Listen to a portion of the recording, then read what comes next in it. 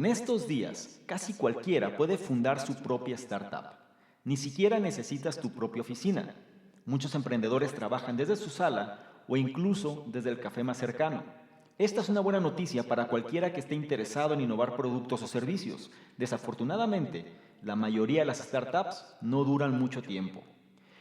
¿Qué pasaría si pudieras beneficiarte de las experiencias, filosofía y consejo de uno de los empresarios más reconocidos del mundo? Él es cofundador de PayPal y fue el primer externo en invertir en Facebook. Si tú deseas conocer la visión única de este empresario, la cual te va a mostrar cómo tú puedes predecir el futuro y crear uno bueno para tu emprendimiento, entonces te invito a que te quedes y escuches lo que traigo a continuación. Hola, ¿qué tal? ¿Cómo estás? Soy Salvador Mingo y te doy la bienvenida a este espacio que hemos denominado el Conocimiento Experto, el podcast que hemos creado especialmente para personas como tú, personas interesadas en su formación, desarrollo y crecimiento personal. Nos enfocamos en generar los análisis de los mejores libros que pueden ayudarte a este propósito, donde hablamos de diversos temas como emprendimiento, inteligencia social, inteligencia emocional, ventas, desarrollo personal, negocios, comunicación, filosofía de la riqueza, marketing, entre otros. Y no solo eso, sino además hemos incorporado cápsulas de información donde en pocos minutos hacemos la reflexión sobre un tema de interés. Te aseguro que incorporando esto a tu vida, tu contexto personal y financiero cambiará. Soy Salvador Mingo y listo, vamos a empezar. ¿Qué tal? Muy buenos días, buenas tardes, buenas noches, independientemente de la hora en la que estés analizando esta información. Es un placer para mí que estés dedicando parte de tu tiempo a tu propia formación. Vamos a analizar uno de los libros más relevantes de los últimos tiempos en relación a emprendimiento. ¿Sí? Vamos a revisar qué es lo que Peter Thiel, el autor de este libro, nos puede enseñar o nos puede decir, o de lo que podemos aprender de él en términos de emprendimiento. Nada más para ponerte un poquito el entorno. ¿Quién es Peter Thiel? Bueno, él es el cofundador de PayPal junto con Elon Musk, ¿sí? Tenlo ya claro, ¿no? Es decir, es un señor del calibre o ya de la misma sinergia, ¿no?, de trabajo como puede ser un Elon Musk.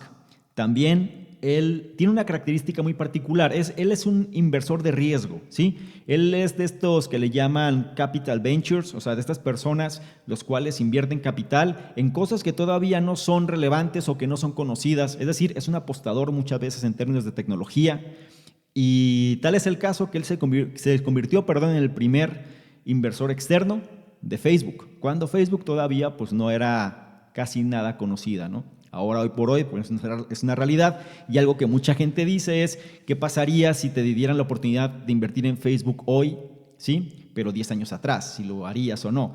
La gran mayoría de las personas dicen, claro que sí, pero cuando es una realidad. Este señor tiene una característica muy particular, que puede ver el futuro, predecir de alguna manera el futuro, mucho antes de que este suceda. Y este ha sido gran parte de su éxito. El otro día estaba revisando un artículo de él en el libro Tools of Titans de Timothy Ferriss, y menciona cómo la forma de ver la vida, o sea, cuando una persona llega a estos niveles, pues busca de alguna manera la trascendencia, ¿no?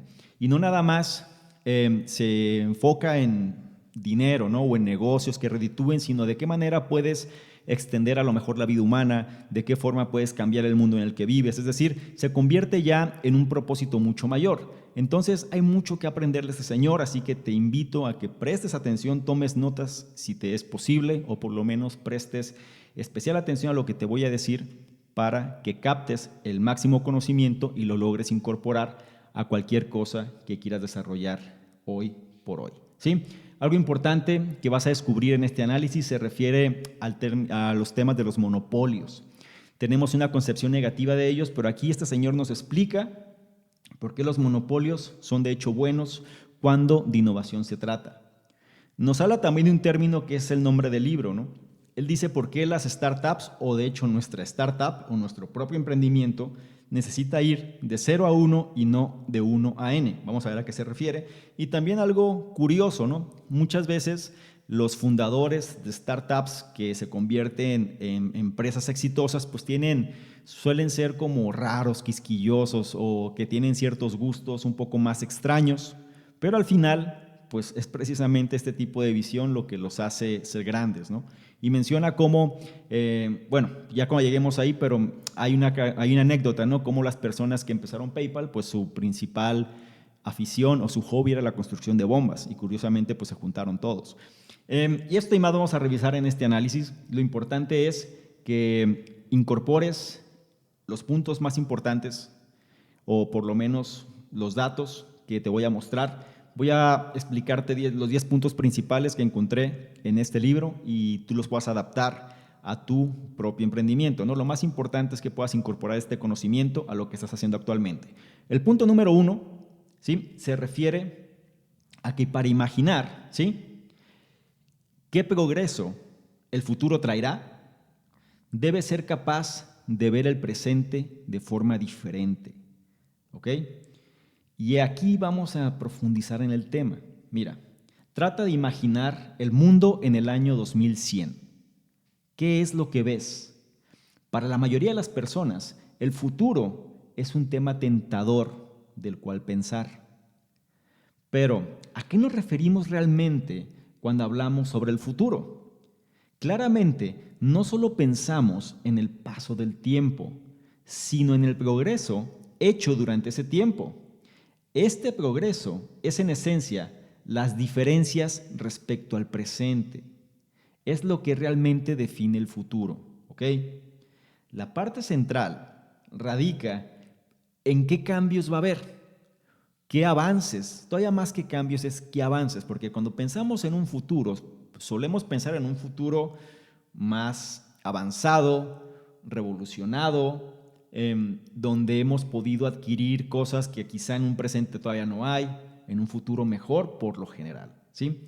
A eso se refiere el autor en relación al progreso. Cuando pensamos en el futuro es pensar en el progreso, no nada más es en la línea de tiempo, sino qué cambios reales ha habido que han mejorado la vida de las personas. Ahora, al hablar de emprendimientos y negocios, tenemos que aterrizarlo a un concepto. Cuando hablamos de progresos, más específicamente nos tenemos que enfocar en que existen dos tipos de progresos, el progreso horizontal y el progreso vertical, ¿sí? El progreso horizontal viene de expandir las ideas e innovaciones existentes. Aquí, la globalización es un conductor común, ya que ayuda a esparcir las ideas existentes a más personas, ¿sí? Ahora, el progreso vertical, sin embargo, viene de crear algo nuevo que no existía antes, como una nueva tecnología o un nuevo método. Viéndolo o poniéndolo de otra manera, el progreso horizontal es ir de 1 a n, mientras que el progreso vertical es ir de 0 a 1. Un ejemplo, para que quede más claro, de progreso horizontal. Un ejemplo puede ser la producción y distribución masiva de teléfonos en países que están en vías de desarrollo. ¿Ok? Un ejemplo de progreso vertical sería la construcción de un teléfono inteligente a partir de uno regular. ¿Te queda clara la diferencia? En su momento, cuando los celulares, cuando todavía no existían los smartphones, pues había una gran variedad, no sé si te acuerdas, pero había una gran variedad de teléfonos, diferentes marcas, diferentes conceptos, todos tenían más o menos lo mismo y competían en una producción masiva. De pronto a alguien se le ocurrió un teléfono inteligente, distinto, sin botones, ¿ok? O por lo menos no botones físicos, de tal manera que revolucionó la industria y ahora pasó de 0 a 1. A eso se refiere específicamente. Como puedes imaginar, el progreso vertical es difícil de predecir porque tienes que imaginarte, algo que aún no existe. Aquí es donde entra la creatividad, donde entra la visión, donde entran los genios muchas veces. Es por esta razón, ¿sí?, cuando hablamos de un progreso vertical, que tú solo puedes predecir un progreso futuro si eres capaz de ver el presente de forma diferente. Después de todo, el futuro es por definición diferente del presente.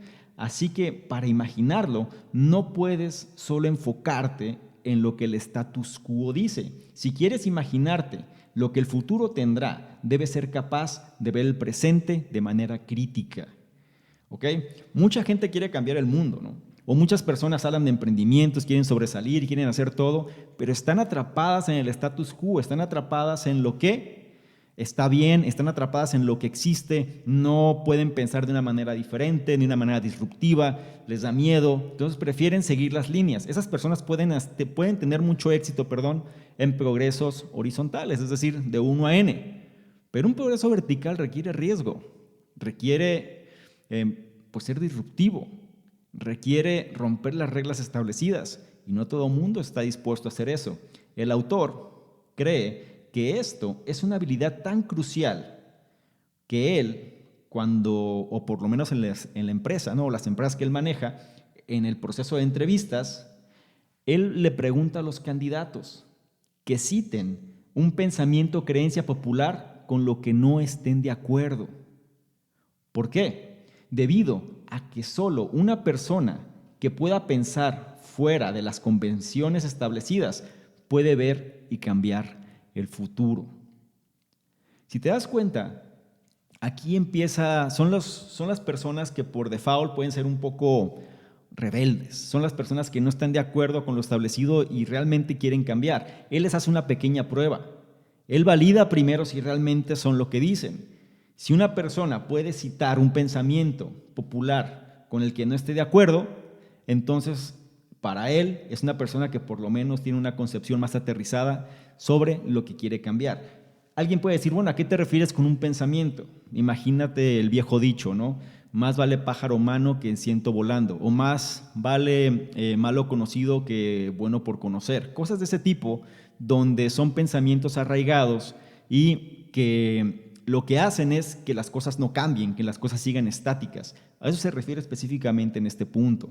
Ahora vamos a pasar al siguiente, que se refiere a cómo te puedes convertir en el arquitecto de tu propio futuro y cómo hacerlo requiere de un esfuerzo enfocado para conseguirlo.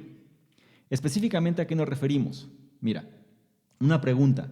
Entonces, ¿de qué manera puedes prepararte para las distintas y desconocidas circunstancias que te esperan en el futuro? Hoy, muchas personas piensan de manera indefinida. Eso es, tratan de prepararse a sí mismos de todos los posibles eventos futuros. Y esto es una visión poco útil, debido a que el futuro mantiene demasiadas variables desconocidas como para querer controlarlas todas.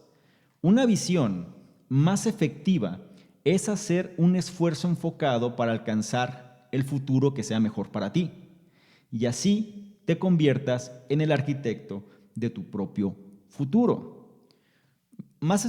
Para que esto quede más claro, te voy a decir un ejemplo. Mira, muchos niños que asisten a la escuela lo que hacen es tomar gran cantidad de actividades extracurriculares, ¿sí? Normalmente con la esperanza de conseguir un lugar en las mejores universidades. Otra vez, pueden ser niños, pueden ser jóvenes, adolescentes, que los llenan de diferentes actividades, de todo: música, deporte, cocina, robótica, cibernética, etc. Es decir, cualquier cosa, muchos hobbies si lo quieres ver así, o muchas actividades que complementen su propio desarrollo. ¿Ok? Se saturan muchas veces de varias cosas al mismo tiempo. Cuando eso sucede, pues las personas difícilmente van a lograr sobresalir en algo. Pueden conocer de varias cosas, pero no van a lograr sobresalir en algo quizá realmente, ¿no? Si lo comparases con que destinaran toda su atención a una sola actividad. ¿Recuerdas el análisis de una sola cosa? Bueno, por aquí va este asunto, ¿no? Entonces, para los niños o para los jóvenes, adolescentes, que se llenan de actividades extracurriculares con la esperanza de entrar, ¿no? O de llegar a la mejor universidad, hay un problema. El autor dice, ¿no haría más sentido enfocarse en dominar solo una materia, de tal forma que ellos pudieran absolutamente ser los mejores en al menos una cosa? La respuesta es que claro que tendría mayor sentido. En los negocios sucede exactamente igual, ¿sí? El éxito es el resultado de la concentración, dedicación y determinación. Suerte y destino tiene poco que ver con ello. Después de todo, si el éxito no fuera otra cosa que producto de la suerte, Nosotros no veríamos exitosos o personas exitosas como ha sido un Steve Jobs o como es el mismo autor, quien ha fundado múltiples negocios que son prósperos. Es crucial mantener todo esto en mente cuando fundemos una startup. Todo esto es para que lo aterrices a tu propia idea de negocio, ¿sí? Una startup solo tiene un mejor futuro y conseguirlo demanda de un esfuerzo enfocado. ¿Por qué es que solo tiene un futuro? Debido a que una startup solo será exitosa bajo condiciones muy específicas. Solo hay un mejor mercado para el producto de la compañía. Solo hay un mejor tiempo para lanzarlo y así sucesivamente. Tenemos que estar conscientes de que existe un mejor tiempo para todo, o por lo menos un tiempo más óptimo. Y no podemos atacar varias variables al mismo tiempo porque simplemente va a mitigar nuestro resultado y nuestra fuerza, ¿sí? En función de acertar, cuando las condiciones son correctas, debes hacer una opción consciente de perseguir el futuro en cuestión, ¿ok? Repito, si tú quieres acertar o por lo menos tener una mayor aproximación a las condiciones correctas, tienes que hacer o debes hacer una opción consciente de perseguir, ¿sí? De buscar ese futuro en cuestión que deseas conseguir. La mayor dificultad reside en encontrar cuáles son las condiciones ideales de tu startup, ¿ok? En otras palabras, ¿qué futuro es el que estás buscando conseguir? Y quiero que pienses o reflexiones un poco sobre esto. Si no tienes una visión clara de lo que quieres, o por lo menos qué aspecto quieres alcanzar, y en lugar de estar queriendo todo y nada al mismo tiempo, que eso es lo que sucede muchas veces, tienes que empezar a diferenciar exactamente cuál es ese nicho, cuál es esa dirección que quieres dominar. Esto nos va a llevar al siguiente punto. Solo quiero complementar algo. Cuando escojas tu futuro, recuerda que solo puedes verlo si buscas más allá de las convenciones establecidas. Dicho de otra manera, el futuro que tú quieres para trascender va a estar más allá de lo que actualmente existe, ¿sí? Va a estar más allá de lo que el presente representa. Si tú quieres pasar de 0 a 1, tienes que salirte precisamente de lo que existe en la competencia de las compañías que van de 1 a N, que es lo que predomina en el mercado. Eso nos lleva al siguiente punto que puede ocasionar algo de ruido por la mala concepción que tenemos de los mismos, pero el siguiente punto habla de los monopolios. Y los monopolios menciona que son buenos para los negocios y las sociedades. Estos significa que ellos están haciendo algo mejor que los demás. ¿Ok? Si existe un monopolio es porque este monopolio está haciendo algo mejor que su competencia. Si no, no existiría el monopolio. Así de simple. ¿Sí? Ahora, cuando las personas escuchan la palabra monopolio, ellos tienden a pensar en compañías grandes, injustas y malvadas que trituran a la competencia. Esto es de alguna manera inapropiado. La sabiduría convencional sostiene que la competencia es el estímulo económico ideal, que motiva a las compañías a mejorar en sus propios productos. Sin embargo, son precisamente los monopolios quienes conducen a la innovación. Ahora, ¿cómo puede ser esto? Primero, o antes que cualquier otra cosa, ¿no? Si tú tienes un monopolio, no quiere decir necesariamente que la competencia está siendo tratada de manera injusta, sino que en lugar de eso, tú estás haciendo algo mucho mejor que ellos que no les permite sobrevivir. De manera similar, si tú creas algo nuevo que ninguna otra compañía puede copiar, no es necesariamente algo malo, ¿cierto?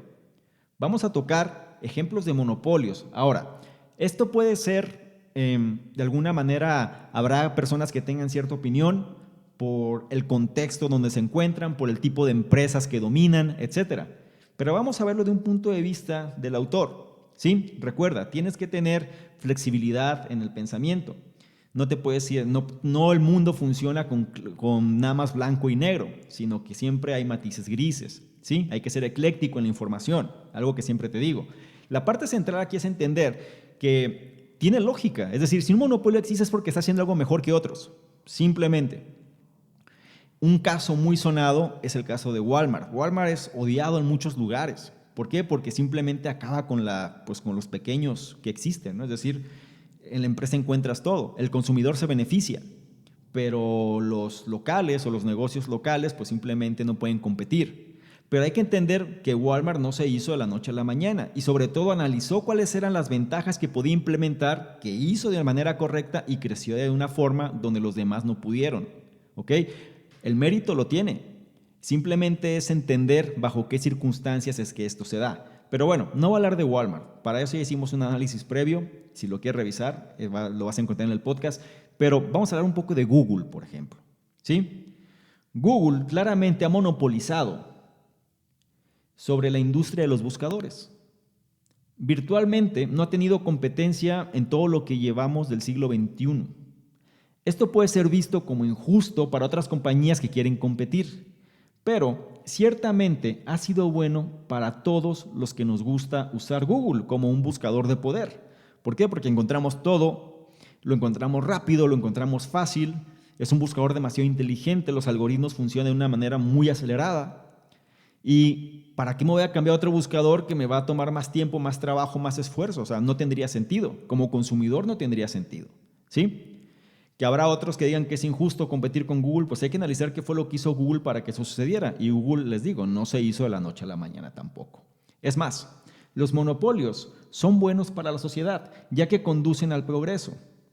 Ellos incentivan a otros negocios a que tengan mejores soluciones y expulsen o saquen a la compañía dominante actual. Es decir, cuando se generan monopolios, también se generan pues va a haber empresas renuentes, empresas que van a forzarse a generar más de sí mismas, a innovar, a cambiar, a tratar de ver de qué manera pueden consumirse parte del mercado. Y eso es algo que ha pasado, ¿sí?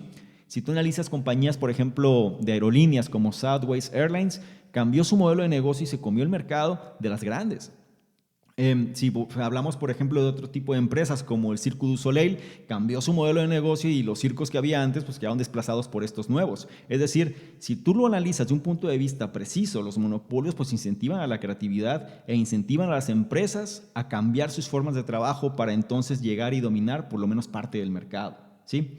Por ejemplo, si una compañía quiere competir en el mercado de los buscadores, entonces necesita inventar un mejor buscador que Google. Y si lo hace, serán los consumidores quienes se van a beneficiar. ¿Ok? Que sea fácil, rotundamente no. Pero que sea imposible, pues tampoco debería ser imposible. Es cuestión de la visión de las empresas que quieren competir en este ambiente. Ahora, de hecho, podemos ir aún más lejos al señalar que tener un monopolio es una condición que habilita correr un negocio de alta rentabilidad. O sea, si tú dominas tu mercado, cuando hablamos de monopolio, aquí el autor lo que nos trata de decir es dominar por lo menos una parte del mercado, ser los mejores de una parte del mercado. Si nosotros llegamos y creamos una compañía, una startup que logre dominar un segmento del mercado, aunque sea pequeño, no importa, pero se logre dominar, entonces tenemos pues una condición que habilita una mayor rentabilidad. ¿Por qué es esto? Debido a que tener un monopolio te permite establecer tus propios precios, los cuales asegurarán una alta rentabilidad. Por eso muchas veces pues, se ve como nocivo, ¿sí? Porque te dicen, te cobran lo que quieren, te hacen lo que les da la gana, según la compañía, según el monopolio del que se trate, ¿sí? ¿Por qué? Porque muchas veces lo aterrizamos a nuestro contexto, a nuestra situación, a nuestro entorno, pero no vemos más allá. Y la verdad es que así como hay monopolios malos, también hay monopolios buenos, ¿ok? Y ahora, y no es culpa del monopolio en sí mismo, sino pues la competencia, es decir, el entorno que quiere de alguna manera desplazar al monopolio, pues es su responsabilidad crecer, innovar, cambiar para poder de alguna manera dominarlo, ¿sí? Vamos a profundizar un poco más sobre esto. Si tu producto no es mejor que el de tu competencia, hablemos que tienes un monopolio y tu producto, tanto tu producto como el de tu competencia son similares. Entonces, ¿qué sucede? Tú tendrás que establecer tus precios bajos para mantener a tus clientes lejos de la competencia, los cuales al final se derogan utilidades. Mira, voy a tomar un poquito el caso de Walmart porque es como lo más claro. Cuando empieza realmente a tratar de dominar el mercado, Walmart lo que hizo fue eso, bajar los precios. Empezó a bajarlos hasta un punto en el que la competencia no podía bajarse más, ¿sí? Y cuando hizo eso, pues desplazó a la competencia. Pero ¿Qué fue lo que hizo? Bueno, para poder bajarse los precios tenía que tener un respaldo económico previo que le permitiera aguantar ese periodo. Es decir, no es una empresa nada más de la casualidad, sino que los dueños, los fundadores y sobre todo las estrategias que utilizaban eran altamente inteligentes. ¿Ok? Vamos a tomar otro ejemplo, el caso de la industria de las aerolíneas, donde los precios se colocaron tan bajos que en el 2012 un viaje de un pasajero generaba una utilidad de $0.37. O sea, imagínate, casi era el mismo costo, ¿no? Es decir, lo que le costaba a la compañía hacer un viaje, pues le ganaba nada más una fracción del mismo por cada pasajero. Por eso las compañías entraron en crisis y al final algunas pocas que lograban adaptarse a todo esto, pues sobresalieron, como el caso que te dije antes de Southwest Airlines. Ahora, Google, como no tiene competencia, realmente pues él sigue manteniendo cada cuarto pues mostrando utilidades, ¿no? Cada cuarto del reporte financiero pues muestra utilidades. ¿Por qué? Pues es la ventaja de tener un monopolio bien llevado, ¿sí? Y quiero que el contexto, si aquí hay algo que te ocasiona ruido, está bien, lo puedes externar en los comentarios mismos donde estás revisando esta información, pero es importante entender que el autor, él lo hace por experiencia propia y el llevar el progreso, ¿no? Vertical de 0 a 1 se da o genera o da oportunidad a que estos monopolios se creen. Ahora, el punto 4, el siguiente punto, se refiere a que los monopolios prosperan gracias a los avances tecnológicos, a los efectos de las redes, a las economías a escala y a un gran posicionamiento. Te digo, todo tiene una estrategia, ¿ok? Entonces, ¿qué hace que los monopolios sean tan exitosos? Bueno, típicamente los monopolios tienen alguna combinación de 4 características benéficas. El primero, ellos tienen una ventaja tecnológica. Su propiedad tecnológica funciona mejor que el resto. Usualmente es al menos 10 veces mejor que el de su competencia. Los algoritmos de búsqueda de Google, por ejemplo, son mucho más rápidos y con mejor poder de predicción que cualquier otro, lo cual hace muy difícil a sus competidores reemplazarlos. Es decir, cuando tú tienes una empresa y quieres dominar el mercado, vas a invertir en ella. Y uno de los principales aspectos en los que vas a invertir va a ser en la tecnología que te va a diferenciar precisamente del resto del mercado donde tú estás. El segundo punto, o la segunda combinación, ¿no?, que los monopolios tienen, es que disfrutan de los efectos de las redes. ¿A qué se refiere esto? Entre más personas estén usando tu producto, más útil te va a ser, si es que tienes un monopolio. En el caso de los monopolios, hablando de terceras personas, bueno, entre más personas estén usando su producto, más útil les es. Por ejemplo, vamos a hablar de Facebook, ¿sí? Todos usamos Facebook y demás, pero la verdad es que no sería muy útil si ninguno de tus amigos se hubiera firmado, si estuviera registrado. Lo que lo hace valioso para ti, ¿sí?, o para nosotros, para consumidores, lo que nos hace valioso de Facebook es que muchas personas de tu red de amigos los puedes encontrar ahí. Esto significa que los nuevos competidores enfrentan una gran barrera cuando tratan de tomar clientes de los monopolios con una base grande existente de clientes, ¿sí? Por eso es que no ha surgido un nuevo Facebook.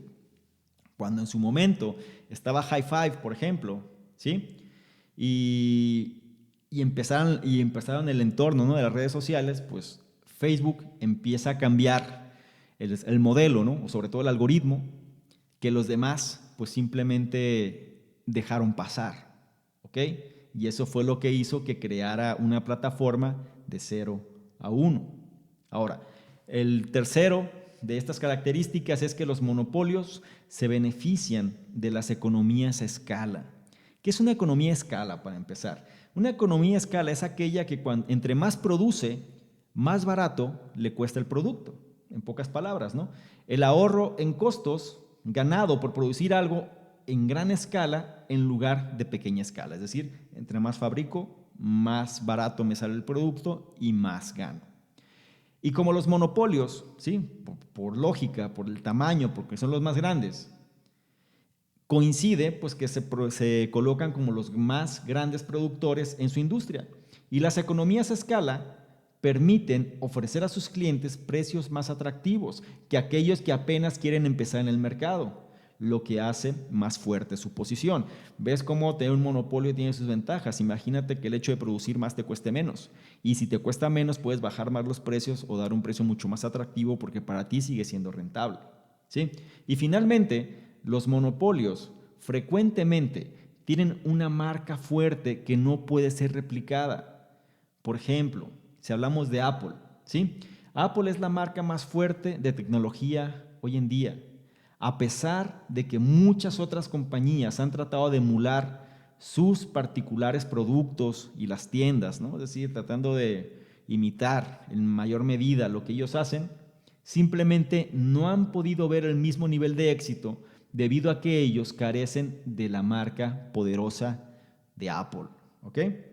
Entonces, cuando analices negocios, cuando estés revisando si vas a invertir en alguno, ¿sí? Como lo hace el autor, ¿no? Que analiza precisamente ciertas variables y sobre estas variables toma una decisión. Entonces, cuando tú analices negocios para, ya sea que lo vas a iniciar o vas a invertir, mira sobre estas 4 características para entender si ellos, o sea, es decir, si los negocios tienen o están cerca de tener un monopolio, ¿ok?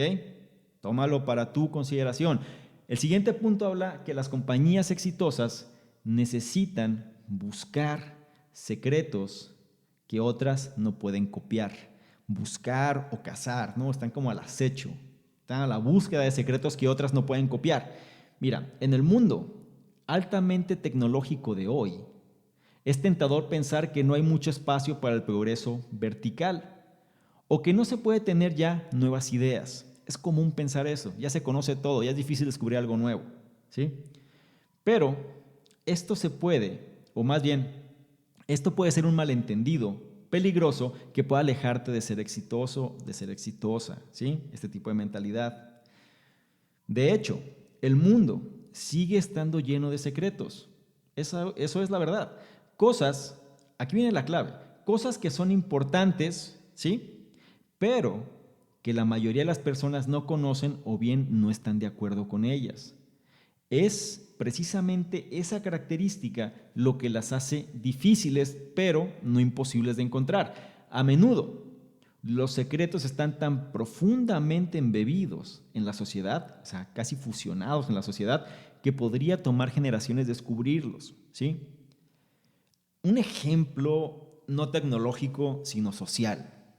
Considera la esclavitud, la cual por muchos siglos era común y era un fenómeno social, pues aceptado, no había ningún problema. En otras palabras, en aquellos años, el hecho que la esclavitud es mala era para casi todos un secreto, ¿sí? ¿Por qué? Porque era algo que estaba probado, era algo que nadie lo veía mal, ¿sí?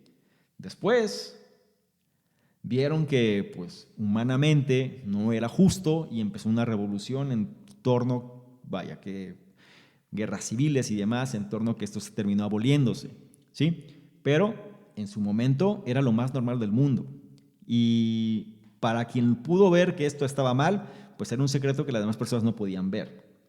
Ahora, para las compañías de tecnología, el mejor secreto que puede una empresa, una compañía de tecnología tener, es precisamente tener mejor tecnología que sus competidores. Porque eso puede hacer que su posición en el mercado sea inalterable. ¿Ok? Necesitas encontrar y cazar este tipo de secretos. De otra manera, tú serás solo otro más en el progreso horizontal, ofreciendo productos convencionales en un mercado competitivo. Es decir, entras en océanos rojos y necesitas siempre cambiar a océanos azules. Otro ejemplo de una empresa de tecnología que la mayoría conocemos viene siendo Hewlett Packard o HP.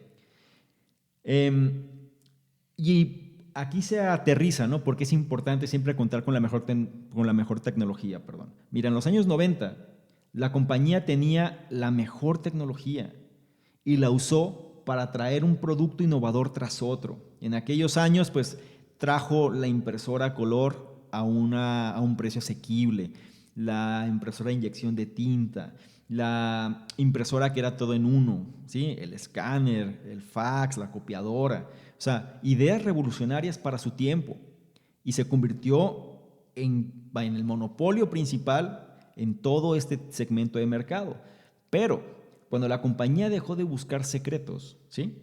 O sea, ya se desvirtuó de ese camino y dejó de inventar nuevos productos, ya entrando a la década de los 2000, perdió la mitad de su valor en el mercado, ¿sí? ¿Por qué? Simplemente dejó precisamente de su activo principal, que era la tecnología, pues se enfocó en realizar otro tipo de negocios donde no era ni el pionero, ni tampoco era el más fuerte o la más fuerte en ese segmento.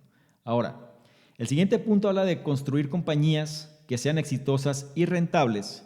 Toman años de trabajo. Esto es algo que me gusta decirlo siempre como la década perdida, ¿no? Cuando hablamos de personas exitosas, pues la gente cree que fue exitoso rápido o tuvo una idea y eso lo hizo millonario, lo hizo millonaria. La verdad es que no, pero hablando de compañías es casi lo mismo, ¿sí? Una compañía exitosa y rentable va a tomar años de trabajo. La realidad es que construir un monopolio exitoso va a tomar bastante tiempo. Y esto es especialmente verdad cuando se trata de utilidades, es decir, de ganancias. Puede tomar años a una startup volverse rentable, ¿sí? Pero aún si la compañía inicialmente no genera ganancias, aún así, la compañía inicialmente no genera utilidades, aún puede tener valor, debido a que el valor es determinado por las utilidades que hará en su tiempo de vida, no nada más en ese periodo en el que está iniciando. Para que quede más claro, te voy a hablar de PayPal. PayPal, bueno, es un ejemplo que el libro lo toma bastante precisamente porque el autor es uno de los cofundadores, ¿no? Y entonces nos habla un poquito sobre PayPal, cómo es un ejemplo de que para que una empresa sea rentable tiene que ser una visión de largo plazo. Menciona que en el 2001 PayPal no estaba generando ninguna utilidad.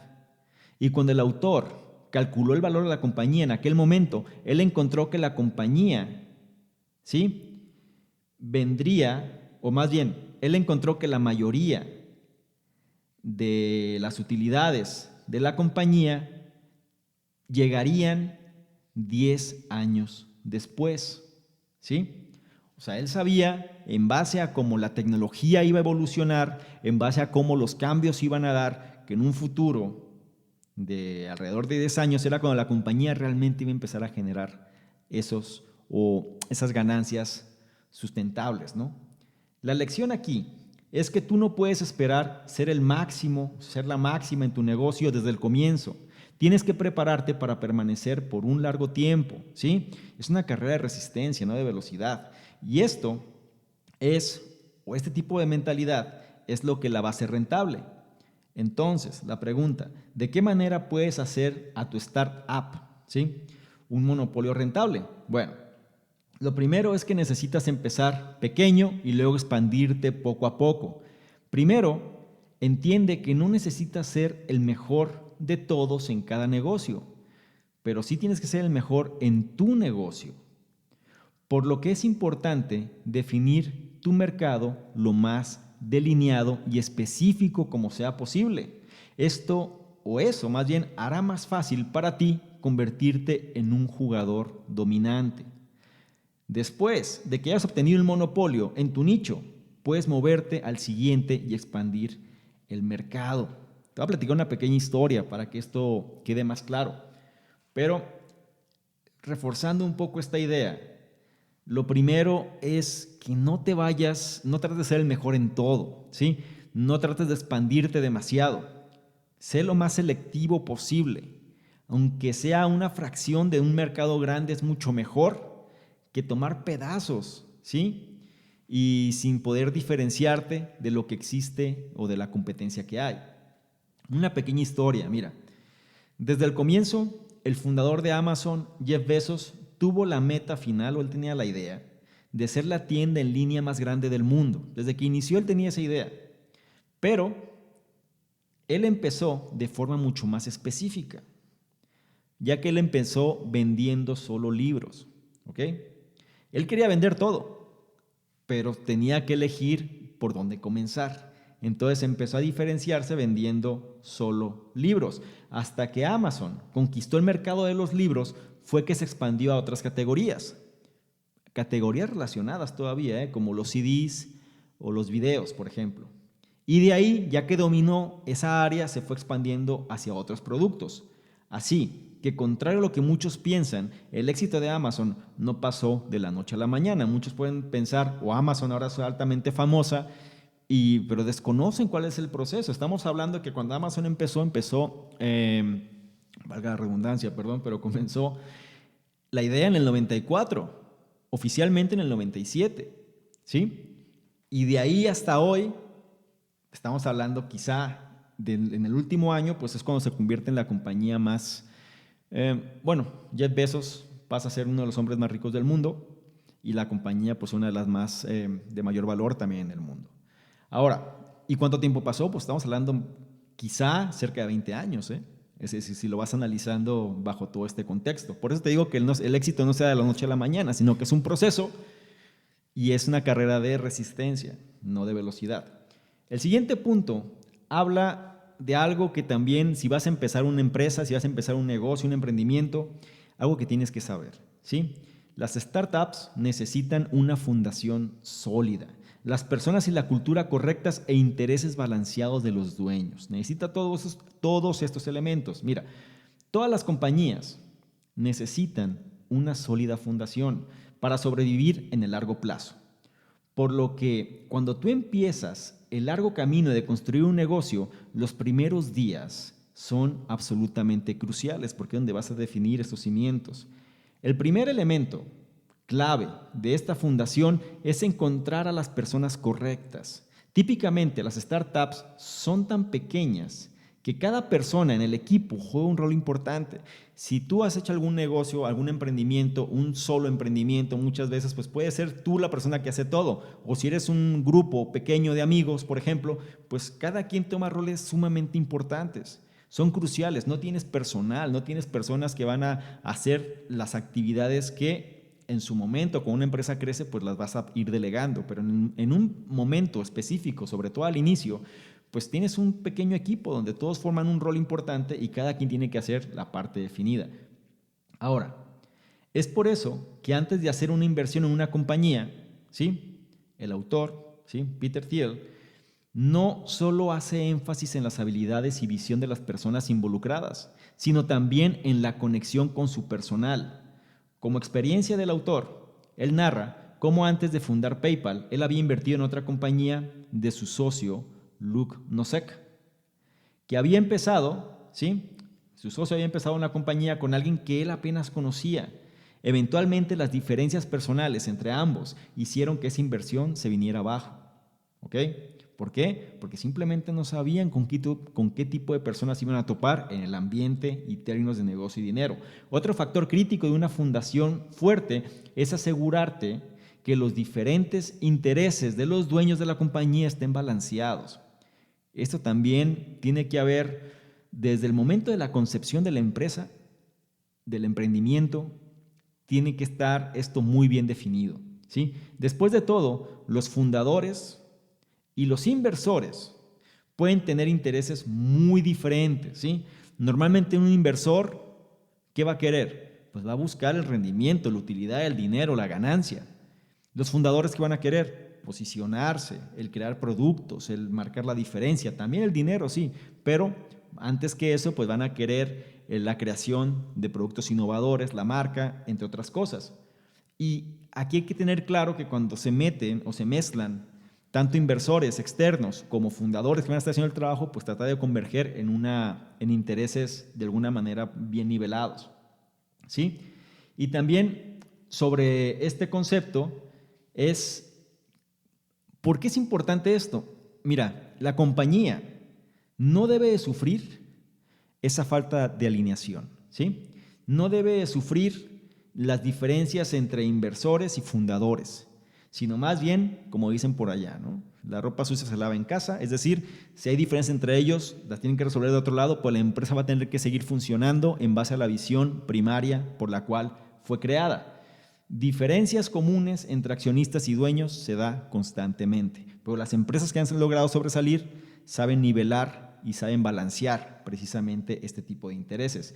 Finalmente, las startups deberían también instalar una fuerte cultura en sus equipos, porque eso les ayuda a que trabajen de forma efectiva juntos, ¿sí? La cultura de la compañía no consiste únicamente en los beneficios que ofreces a tus empleados, como, digamos, una mesa de billar o una máquina de refrescos, ¿no? Sino más bien la relación que las personas tienen entre sí. Un buen ejemplo de una compañía con una fuerte cultura, otra vez a la alusión, es PayPal, donde el equipo, habla el autor, ¿no?, era tan unido que muchos de los integrantes de la compañía decidieron empezar otras compañías también, pero juntos, ¿sí? Entonces se había creado como una especie de familia, una especie de un grupo muy fuerte, donde pues eso marca toda la diferencia. Y no nada más estaban por una sola empresa, sino que ya internamente tenían también otro tipo de desarrollos. Y eso pues lleva hacia la creación pues de lazos todavía más fuertes. ¿Ok? El siguiente punto se refiere a algo que muchas veces no se quiere hacer, pero si no se hace, todo se destina al fracaso. Mira, tus productos nunca se van a vender solos. Tu equipo debe encargarse, y esto es algo que se tiene que repetir constantemente. La gente, muchas veces quienes hacen un producto, la gente que desarrolla, los emprendedores, los fundadores que tienen un producto revolucionario, piensan que no tienen que hacer nada, simplemente mostrarle que las personas lo van a querer. Puede ser en algunos casos remotos, pero la gran mayoría es que eso no va a pasar si tú no lo estás vendiendo. Mira, cuando se escucha la palabra vendedor, se tiene ese viejo cliché, ¿no?, de las personas que están de puerta en puerta con un portafolio y te quieren vender, no sé, aspiradoras o cosas así. La verdad, ¿sí?, es que en los negocios las ventas son una necesidad vital y todos tienen que ser vendedores, ¿sí? Muchas personas, especialmente aquellos entusiastas sobre la tecnología, prefieren enfocarse en la innovación de productos, pero hay una realidad: los productos innovadores de nada sirven si no se venden, y no hay producto en la tierra que las personas comprarán sin que lo vendas, ¿ok? O sea, si la gente no sabe que lo estás vendiendo, no lo van a comprar. Para vender tu producto de forma efectiva, necesitas buena distribución.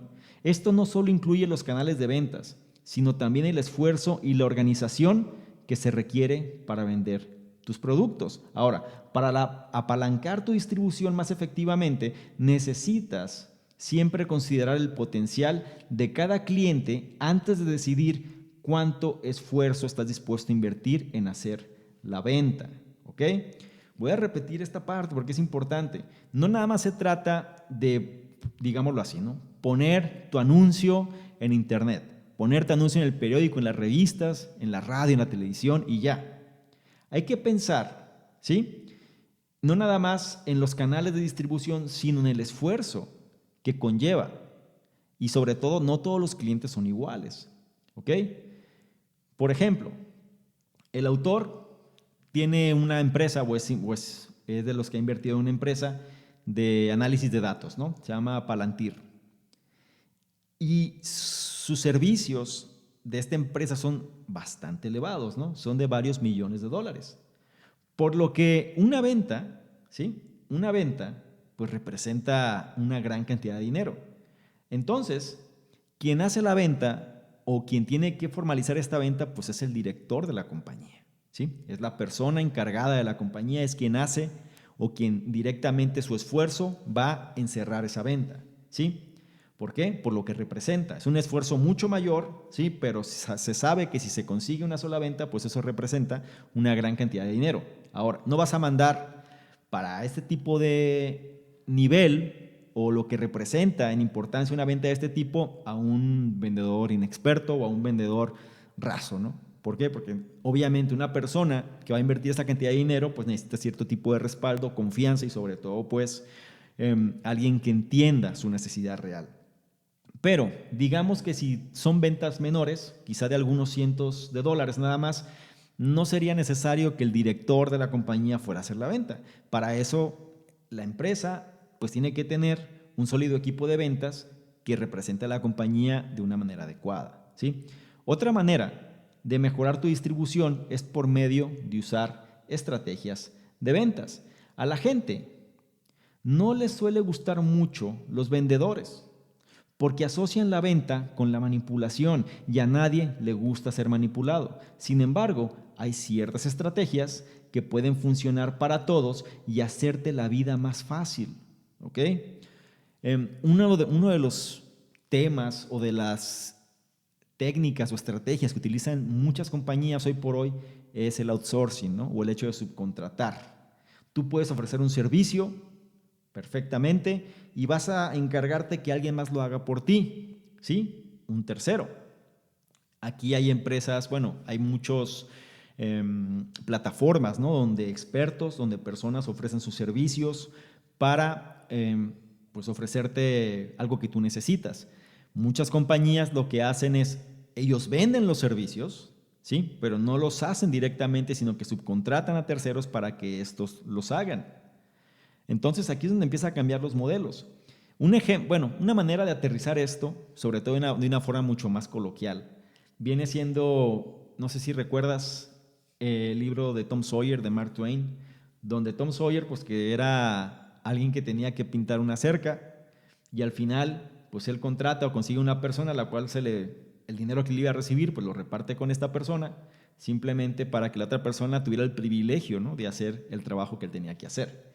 Entonces, esto es algo que se da más común de lo que crees y muchas personas piensan que ellos tienen que hacerlo todo. La verdad es que no, los servicios están ahí, las oportunidades están ahí, las empresas que subcontratan, ¿no? O sobre todo los outsourcing e incluso las plataformas en línea, ¿no? Como Workana o Fiverr u otras, donde ya existen un grupo de profesionales, donde quizá por una fracción del costo que te puede salir en otro lugar, te pueden realizar trabajos excelentes, ¿sí? Lo puedes aplicar para ti o bien para promover productos o servicios que tu compañía puede hacer y simplemente coordinas la cuestión logística, ¿no? En cuestión de distribución también. Entonces, es algo que tienes que saber, sobre todo que las ventas, pues quítate ese viejo cliché del vendedor de puerta en puerta, porque al final todos somos vendedores y todos estamos vendiendo algo desde nuestras ideas, nuestra imagen, nuestra presencia, todo, ¿sí? Y entre mejor sepamos venderlo, pues más efectivo vamos a ser. El siguiente punto habla que muchas compañías fallan debido a que no consideran lo que el autor llama las 7 preguntas críticas que cada negocio debe responder. Y aquí lo hace de una manera bajo una pequeña historia, ¿no? Él comenta que entre 2005 y 2009 hubo una burbuja de inversión que estaba en su máximo en Silicon Valley, que era la industria que se relacionaba, ¿no?, con la tecnología de limpieza ambiental. Se le conoce como las Clean Tech, ¿sí? Las cuales abarcan productos y servicios que promueven cosas como uso sustentable de recursos naturales o el uso de fuentes de energías renovables. ¿Ok? Miles de compañías habían estado empezando en la industria y estas habían sido financiadas por más de 50 billones de dólares en inversión. Desafortunadamente, muchas de esas compañías fallaron tomando el dinero de los inversores con ellos. Entonces, la pregunta es, ¿por qué fallaron? Debido a que simplemente no analizaron y entendieron la oportunidad del mercado.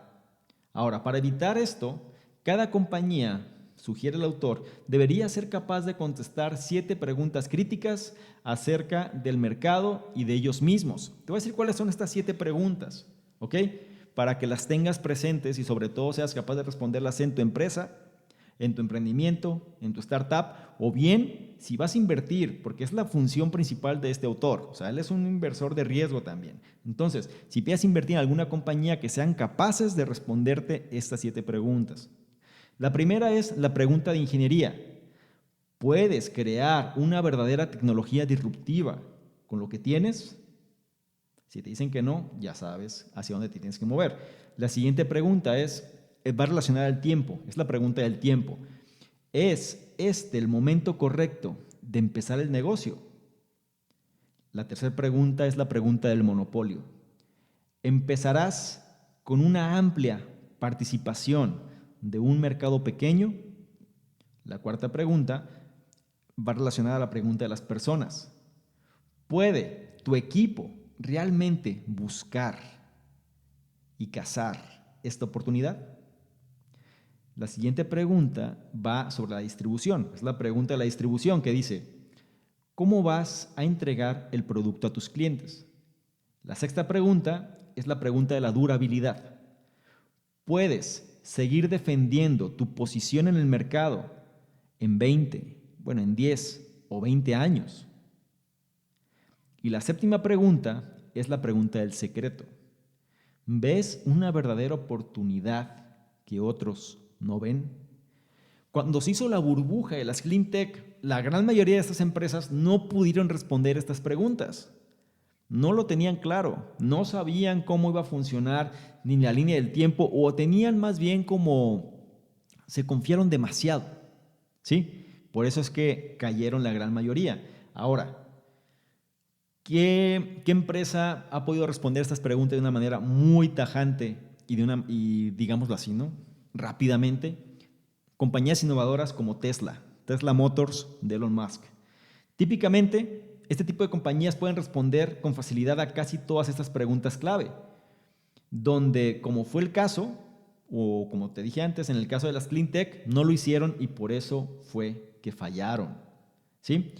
Y el último punto, ya para cerrar este análisis, habla de la importancia de los fundadores, pero sobre todo hay que entender algo. Los fundadores tienden a ser quisquillosos, raros, especiales, pero su visión es crucial para cualquier compañía, ¿sí? Una pregunta, ¿cómo piensas que luce un típico fundador de una startup exitosa?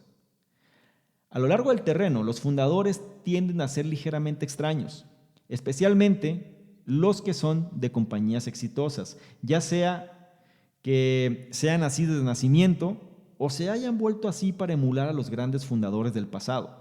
Casi cualquier fundador es, digámoslo así, no convencional, es inusual, ¿sí? Vamos a considerar un ejemplo, el equipo fundador de PayPal. En el equipo fundador de PayPal, casi cada miembro era un tanto quisquilloso. De hecho, como adolescentes, 4 de ellos tenían el pasatiempo inusual de la construcción de bombas. Eso los unió de alguna manera para generar compañías exitosas como PayPal, ¿sí? Este tipo de originalidad es importante debido a que los fundadores hacen mucho más que solo empezar la compañía. Ellos le dan una visión y esta contribución es indispensable. No importa qué tan refinadas sean las estrategias de gestión de una compañía, esta debe tener una visión que perseguir. Dicho de otra manera, no importa qué tan sofisticada sea la administración interna, no importa qué tan bien gestionada se lleve, si no existe una visión fuera de serie o una visión real que perseguir, la compañía no va a trascender. Vamos a pensar en el ejemplo de Apple, ¿sí? Pero vamos a irnos todavía bastantes años atrás. Piensa en el regreso de Steve Jobs a Apple en el año de 1997. ¿Qué había pasado? Mira, a él lo habían sacado de su propia compañía una década antes. Y en el 2001, él lanzó el iPod. Regresó en el 97, después sacaron las computadoras como de colores, que eran muy llamativas, bonitas, una sola pieza. Pero realmente el cambio trascendental viene en el 2001 cuando él lanzó el iPod, ¿sí? Para los analistas, ellos decían que el iPod no iba a ser otra cosa más que un artefacto interesante para aquellos que eran usuarios Mac, nada más. Imagínate si le hubiera hecho caso a los analistas. Ese es el gran problema. La gente es escéptica hacia las cosas que el status quo no aprueba, ¿sí? O no conoce o desconoce. Pero, hablando de este tema, la verdadera genialidad del plan de Steve Jobs fue revelado cuando Apple lanza el iPhone y 3 años después lanza el iPad, ¿sí? Creando entonces una familia de dispositivos más allá de las computadoras convencionales, distinguida claramente por su diseño y aspectos exclusivos, ¿sí? Steve Jobs, de forma efectiva, había hecho de Apple la compañía más valiosa del mundo por medio de seguir un plan cuidadoso basado en su propia visión. Como esta historia puede mostrar, aún las compañías fuertes, ¿sí? Aún las compañías que tienen recursos, aún las compañías que tienen los medios, si quieren desempeñarse en los niveles más altos, necesitan la originalidad y la visión de sus fundadores. Por eso es que cuando un fundador deja de estar en la compañía, que era quien la creó, que era quien tenía la visión y demás, la compañía pues va a tener un periodo de crisis, porque salvo que tenga alguien que comparta esa visión, o bien una visión distinta, pero también revolucionaria, que no rompa con lo que se ha hecho, pues las empresas empiezan a caer, ¿sí? Entonces es un proceso de transición donde los fundadores pues es precisamente por la originalidad y la visión de los fundadores que la empresa creció. Y eso es algo que se tiene que perdurar. En el caso de Apple, el ejemplo más simple pues, es lo que pasó con Steve Jobs, ¿sí? Inicia la empresa, genera la revolución, después, por cuestiones internas, lo sacan de la empresa decae hasta un punto donde tiene que volver Steve Jobs para poder levantarla, simplemente porque nunca tuvieron la persona con visión como lo tenía Steve Jobs, ¿sí? Y es por eso que al final pues, hizo toda la revolución que ahora todos somos partícipes y todos conocemos. ¿Ok? Para concluir, ya con este análisis te puedo decir lo siguiente. Mira, el éxito de una startup no es cuestión de suerte. Tú puedes perseguir el futuro que deseas mientras seas capaz de retar las convenciones establecidas, es decir, mientras retes lo convencional. Entonces, una vez que obtengas un monopolio, es decir, empiezas con tu startup, dominas cierto segmento del mercado, realmente sobresales en él, y una vez que ya tengas ese pedazo de monopolio, o sea, ya tengas tu monopolio en ese pedazo de mercado, simplemente porque eres mejor que los demás, entonces empieza a expandirte poco a poco y el éxito te sigue en consecuencia. Una acción recomendable que puedes hacer es domina un nicho a la vez. Bien, este fue el análisis de esta semana. Espero que te haya sido de agrado, espero que te haya sido de utilidad. Lo más importante es que incorpores al menos una parte, ¿no? Es decir, ni siquiera los puntos, hablamos de 10 puntos, con que conozcas de qué se trata y vayas adoptando uno a la vez, va a ser suficiente para que seas una mejor versión de lo que fuiste el día anterior. Mi intención, ¿cuál es? Que compartirte el conocimiento de los expertos y lo incorpores a tu propia vida. ¿Para qué? Pues para generar la buena vida. Si quieres comentar algo al respecto, si tienes alguna duda, si quieres externar tu opinión, adelante, donde estés viendo, escuchando, revisando este análisis, vas a encontrar algún lugar donde vas a poder dejar tus comentarios y sobre todo, pues, seguir creciendo juntos. Si te interesa aún implementar todo este conocimiento y acelerar tus resultados, está el programa Conocimiento Experto Elite, donde estés viendo esta información, vas a acceder. Va a estar el enlace para que te guíes o te lleve donde se encuentre la plataforma y accedas a los contenidos exclusivos para todos los usuarios que quieren aprender más sobre cómo implementar el conocimiento experto a su vida.